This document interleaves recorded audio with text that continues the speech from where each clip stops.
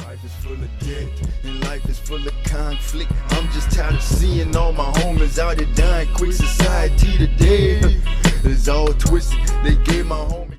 Yo, what's up? Today we talking about Sean Gathright, man. For the people who don't know, Sean Gathright is one of four of the ones who was convicted for the killing of Foolio. You feel me? This whole situation is an unfortunate situation, man. This kid, he had a whole life ahead of him. You know what I'm saying? You could tell he was a suburban kid. You know what I'm saying? He had his family who was supportive of him through school, traveling the world. You know what I'm saying? Doing a lot of stuff that most kids his age, you know what I'm saying, who chose to go down the path that they do, didn't get a chance to, you know what I'm saying, get a chance to do. You feel me? So we go on here to get off into this little segment of this trial. You know what I'm saying? I watched a nice little bit of this trial, but this one stood out the most to me. You know what I'm saying? So we go on here and get off into it. Let's go. Party. What did you feel any remorse while you were drinking Don Julio tequila and putting that in your video and throwing gang signs? I'm here to testify about today, sir. We've all seen the evidence. We've all reviewed everything. Mr. Chance, it's not time for you now to make speeches. You've politely answered your counsel's questions. Can you not answer the state's questions? Is there something about my question you don't understand? I was getting to I'm sorry, Mr. Gathright. I called you Mr. Chance. Excuse me. I was getting to my answer. Like I said, I've seen all the evidence. Years, man. When people get up on this stand, they don't know.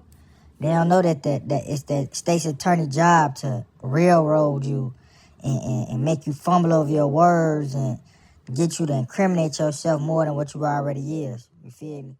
And this state's attorney was doing a good job at trying to get him to incriminate himself. Well, we've all seen all the evidence. Yes, right? sir. That's true.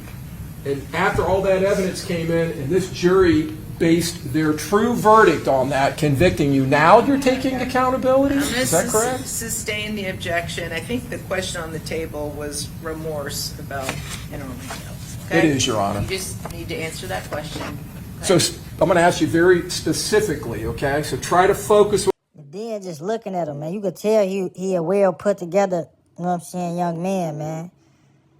Like, he signed himself up for something that he wasn't even ready to take the repercussions behind. You know what I'm saying? With the laser beam here, Mr. Gathright, were you feeling remorse when you were in Club Parlay in Orlando drinking Don Julio? Were you feeling remorse for what you did earlier that day? I don't remember how I was feeling or what I was thinking. Were you feeling remorse when you got pulled over in the Forerunner a couple of days later by the police? I don't remember. I was nervous. I mean, I had never been involved in any police. Were you feeling matters. remorse when you were unloading the Impala and putting all of that evidence into the Forerunner? Did you feel remorse? Sir, I told you I don't remember how I was feeling or what I was thinking in those days. See, right here, he did a good job with not incriminating himself, you know what I'm saying, and talking around with what the state's attorney was talking about. You feel me? He did a good job with that. Mr. Gathright, you have led, you would agree with me, an extremely privileged life, haven't you? And this is the thing I wanted to touch on right here. You know what I'm saying? You could tell they did their research on this dude, Sean, and his upbringing and his background. You know what I'm saying? He talk about how he was just, you know what I'm saying, head down the right path and was a good suburban kid. You feel me? And he trying to figure out, like, where did his people go wrong at for him to end up in this unfortunate situation that he in right now? Yes, sir. You would agree with that, correct? I would. You've had a loving mother, correct? Yes, sir. A loving sister, correct? Yes, sir. You've had two wonderful grandmothers, correct?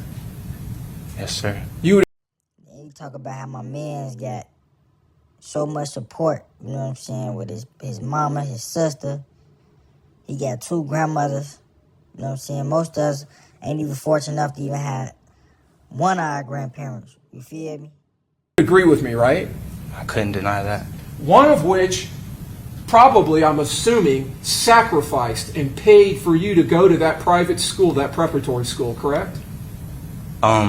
It wasn't paid. It was a magnet program, so I had to apply, and it was a lottery system. It was a lottery system. Okay, so it was a magnet. Yes, sir. All right. She supported you going there, did she not? Everybody did. Gave Yes, sir. you open use of her house, welcomed you, treated you, and parented you, basically, didn't she? Yes, sir. Took care of you when your parents were deployed, correct? Like, come on, man. My man went to a private preparatory school. You know what I'm saying? They paid for him to go to school. Parents in the military deployed.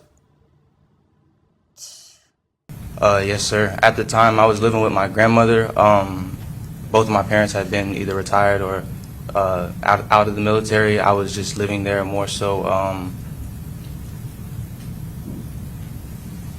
I needed a change of scenery, and my relationship with my father wasn't sustainable. Okay. This is when you're in Oxford with your grandmother. Yes, sir. The nice lady we saw earlier came in here. Yes, sir. The one that has supported you and spoke so lovingly about you, correct? Yes, sir. And so you went to this preparatory school, and whether you got in there through a lottery or not, you would agree with me, not everybody gets to go to a school like that, correct? The lottery school, the magnet school I went to was in middle school when I was living in Jacksonville. The school I went to in Oxford. My man went to a school that most people couldn't even probably get into. You know what I'm saying? My man's had a straight and narrow path to success. You feel me? He was supposed to be some doctor, lawyer, firefighter, police officer or something, man. It's crazy. It was just a public high school. A public high school. Yes, Okay, sir. my mistake. So you went to that preparatory school in Jacksonville. Yes, sir. But again, that school was not something that every kid gets to go to, right?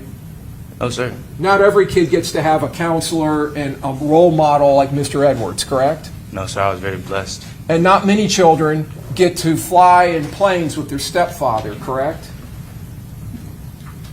No, sir. And fly around in Asia and get to see islands off the coast of Okinawa, correct? No, sir. I was And go on very camp- blessed. You are very blessed, aren't you? Yes, sir. Come on, man. Now he acknowledging the fact that he was very blessed. You feel me? This man done traveled the world, lived in different countries, all type of stuff. Man done did most stuff than people my age didn't even get a chance to at an early age. You feel me? Most of us ain't even got our passports to even travel to other countries. You know what I'm saying? And it's just messed up that he was willing to throw all that away to end up in this situation like this, man. Trying to be in the streets, proving yourself to the next dude that you're around, you know what I'm saying? Be looked at as one of them ones, you know what I'm saying? For whatever motive he got to end up in this situation, man. It's just a bad, unfortunate situation, man. And not every kid gets to go to Scotland, right? No, sir. Or Ireland, No, sir. or Paris, No, sir. or London, No, sir. or Spain. No, sir. Man, just listen to all them places he just named, man. That's crazy.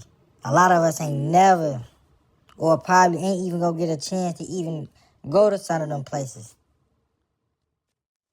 And he just threw all that away just to prove himself to the streets. Or to prove himself to the next person, man. Like, this is crazy, man. Cape Town or Johannesburg, or both in South Africa? Cape Town. Cape Town, beautiful city, right? Yeah. You got to go experience that when you were growing up, correct? I did. Because you had such loving people around you supporting you, correct? Yes, sir. In fact, your grandmother went with you on that trip, did she not? Or not on that one, but on the ones to Several Europe, trips. correct? Yes, sir. Yeah. Yes, sir. And we heard you got to meet up with your sister in one of those trips, correct? I did. I had the privilege. So you always had someone there taking care of you, and you always had good, strong male role models, including people at your grandmother's church and your stepfather, Mr. Harrington, correct? Then he mentioned church. That's crazy, man. This man grew up in a nice household, supportive suburban household, parents, traveling the world. Man, he was headed places. You know what I'm saying? Life growing up, but in my more formative years, more so 16 to 18, I did not have a relationship with my father, and the male role models that came and testified, they were present but not intimately as whenever I was younger, maybe middle school years. But when I Alright, man, that was the end of that video, man. A few things I want to say before I get up out of here. The whole situation was just unfortunate. You know what I'm saying? You got one person who lost his life, R.I.P. to Foolio. You got 4 people that's finna sit in jail and potentially lose theirs due to the facing the death penalty. You know what I'm saying? This whole situation, I just want to get my point across on how these kids, man, this new era of YNs or whatever they call themselves, man, they out here trying to prove themselves and make a name for themselves and don't really be willing to accept the consequences behind their actions for real, for real. You know what I'm saying? Y'all, they out here shooting at people, and then go to jail and want to cry and tell. You know what I'm saying? Well, in reality, some of their lives be already set up for success. You know what I'm saying? Some then played basketball, got enrolled into these good schools, graduated with good grade point averages, got supporting families who want to see them doing good, and they still choose to do bad, man, and end up in these messed up situations like this. I think the media, man, the music and stuff people idolize play a big role in, man, how these kids end up, man. Whether it's death or in jail for the rest of their life, man. But don't forget to like, comment, and subscribe, man. Let me know what y'all think in the comments, man. Let's run this video up. I'm gone.